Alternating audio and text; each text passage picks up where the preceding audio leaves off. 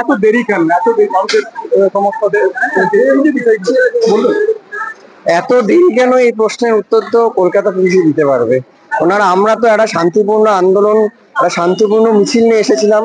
আমাদের প্ল্যান ছিল আমরা বেন্টিং স্ট্রিট অব্দি যাবো, সেখান থেকে আমাদের ডেলিগেশন টিম লালবাজারে ঢুকবে, সিপি বিনীত গোয়েলের পদত্যাগের এবং আরো দাবিগুলো নিয়ে ওখানে যাবে। তো এটাতে এমন বিশাল কিছু বড় ব্যাপার না, একদম সুশৃঙ্খল শান্তিপূর্ণ শিক্ষিত পড়াশোনা করা ছেলেমেয়েরা এসেছিল। এরা তো কেউই কোনো অ্যাগ্রেসিভ কিছু করতে আসেনি। এবং যতক্ষণ আমরা 22 থেকে 23 ঘন্টা এখানে আমরা অবস্থান করেছি, একবারও কোনো উচ্ছৃঙ্খলতা, কোনো ব্যারিকেডের উপর অত্যাচার, কোনো কিচ্ছু আমরা করিনি বিশৃঙ্খলতার লক্ষণ। তারপরেও কেন, আমার মনে হয় সুস্থ, সুশৃঙ্খল, শিক্ষিত, শান্তিপূর্ণ প্রতিবাদকে যে কেউই ভয় পায়। এটা আরেকবারও এটা প্রমাণিত।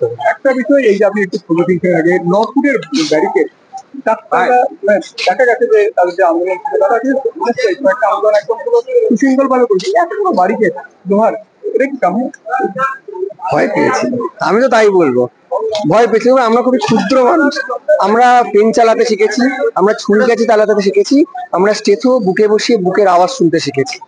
আমরা ব্যারিকেড ভাঙতে শিখিনি। আমাদের শব্দ দিয়ে, আমাদের বুদ্ধিমত্তা দিয়ে, আমাদের জ্ঞান দিয়ে, আমাদের যৌক্তিকতা দিয়ে আমরা হয়তো এই ব্যারিকেড গুলোকে আজ ভেঙে দিয়েছি। এটাই আমাদের নৈতিকতার জয়, আমি তাই মনে করি, আমার তাই মনে হয়। কারণ সবসময় সব লড়াই হাত দিয়ে অস্ত্র দিয়ে হয় না, কিছু লড়াই পেন দিয়ে বুদ্ধি দিয়েও হয়। তো সেখানে আমি বলবো, সেখানে আমাদের জনসাধারণ যে পাশে এসে দাঁড়িয়েছে, গোটা রাত আমি জেগেছি, আমার সঙ্গে আমার সাথী, জুনিয়র সিনিয়র সবাই জেগেছে। যেভাবে জনসাধারণ পাশে এসে দাঁড়িয়েছে, আমি তো বলবো এটা ডাক্তার সমাজের নৈতিক জয় নয়, এটা জনসাধারণ প্রতিবাদী মানুষের জয়। আপনারা যে সামনাসামনি একদম ওনার পদত্যাগ দাবি করলেন, ওনার রিয়াকশন ছিল আপনাদের কি মনে হলো?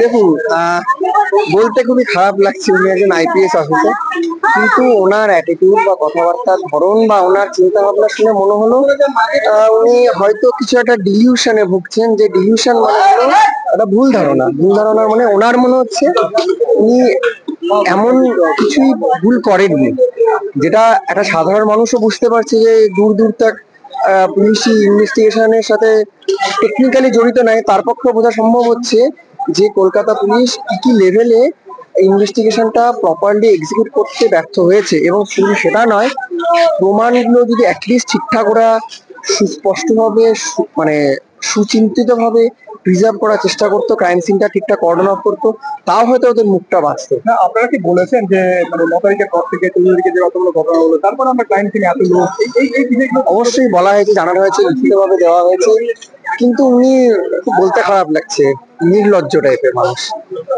মেরুদণ্ড নেই, একদমই অমেরুদণ্ডী। আমি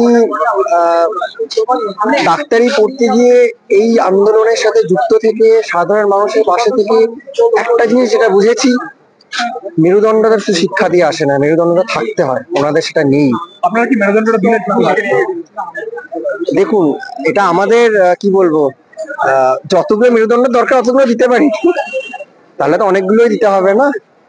কিন্তু আশা করি সেটা মেসেজটা ওনারা বুঝবেন।